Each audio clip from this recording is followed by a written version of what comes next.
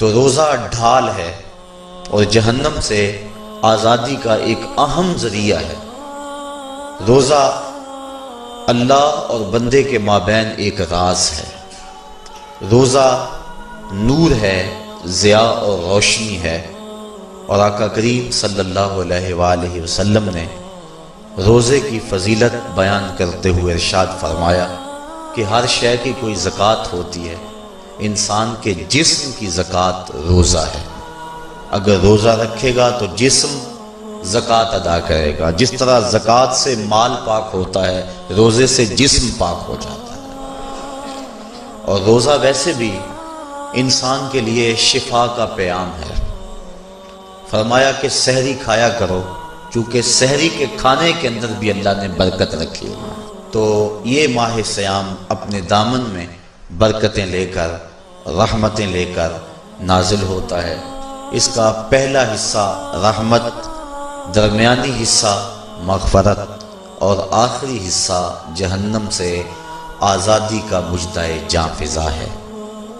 حدیث میں آتا ہے کہ اللہ نے میری امت کو رمضان المبارک کے روزے کے حوالے سے 5 چیزیں ایسی عطا کی ہیں جو اس سے قبل کسی امت کو نصیب نہیں ہوئی۔ ایک تو یہ کہ رمضان المبارک کے اندر روزہ رکھنے والے کے معدے سے جو بو نکلتی ہے، اللہ کو وہ مشک سے زیادہ محبوب ہے۔ دوسری بات کہ جب ماہ سیام آتا ہے تو شیاطین کو جکڑ دیا جاتا ہے۔ تیسری بات کہ روزے دار جب تک روزے میں رہتا ہے، فرشتے اس کے لیے مغفرت کی دعائیں کرتے رہتے ہیں۔ اور چوتھی بات، جب ماہ سیام کی آخری رات آتی ہے تو اس کے سارے گناہوں کو بخش دیا جاتا ہے اور اس کو جہنم سے آزادی کا پروانہ مل جاتا ہے۔ بلکہ ایک صحابی نے حضور سے عرض کی کہ آقا کریم، جو یہ جہنم سے آزادی کا پروانہ مومن کو ملتا ہے تو کیا یہ لیلۃ القدر کی رات ہے؟ تو آقا کریم نے فرمایا نہیں، جب مزدور اپنی مزدوری مکمل کرتا ہے، جب اس کی دہاڑی پوری ہو جاتی ہے تو پھر اس کو اس کا مالک کچھ دیتا ہے، تو یہ جو اس کو بخشش اور مغفرت کا مجدہ جاں فضا دیا جاتا ہے، یہ اس کی مزدوری ہے۔ اور فرمایا کہ جو لیلۃ القدر کی برکتیں اس کو حاصل ہوتی ہیں، یہ اس کے علاوہ ہیں۔ اور یہ اللہ تعالیٰ جل شانہ نے خاص کرم نوازی فرمائی بندہ مومن پر کہ اس کو یہ بابرکت رات عطا فرمائی۔ اور 5ویں فضیلت جو اس کو دی گئی روزہ دار کو، اور حضور سے قبل جو امتوں میں لوگ روزے رکھتے تھے، یہ فضیلتیں ان کو نہیں عطا کی گئی۔ جنت کو پورا مومن کے لیے آراستہ و پیراستہ کیا جاتا ہے۔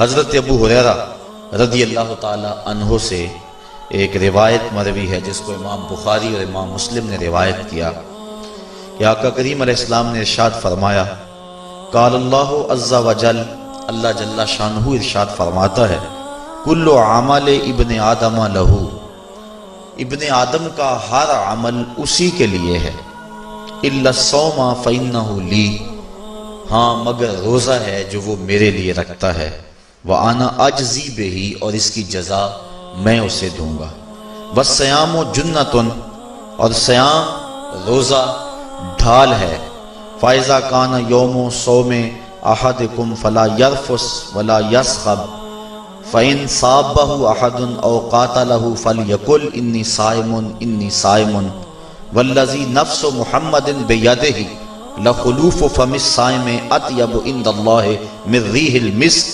لِلصَّائِمِ فَرْحَتَانِ يَفْرَحُهُمَا إِذَا أَفْطَرَ فَرِحَ بِفِطْرِهِ وَإِذَا لَقِيَ رَبَّهُ فَرِحَ بِصَوْمِهِ۔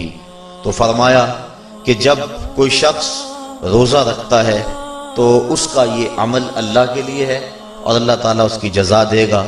روزہ ڈھال ہے، جب کوئی شخص روزہ رکھے تو وہ اس کے اندر کوئی اللہ کی نافرمانی نہ کرے، یہاں تک کہ اگر اس کو کوئی شخص گالی بھی دے تو وہ یہ کہے کہ میرا روزہ ہے، میں صائم ہوں، میں نے روزہ رکھا ہوا ہے، یہ کہہ کہ لڑنے والے کو، الجھنے والے کو ٹال دے۔ حضور نے ارشاد فرمایا مجھے قسم ہے اس رب کی جس کے قبضے میں محمد کی جان ہے کہ روزہ دار کے معدے سے جو بو نکلتی ہے اللہ کو وہ مسک یعنی کستوری کی خوشبو سے زیادہ محبوب ہے۔ اور روزہ دار کے لیے دو خوشیاں ہیں، ایک خوشی اس کو اس وقت ملتی ہے جب وہ روزہ افطار کرتا ہے، اور دوسری خوشی اس کو اس وقت ملتی ہے جب اس روزے کے صلے میں اسے اپنے رب کا دیدار نصیب ہوگا۔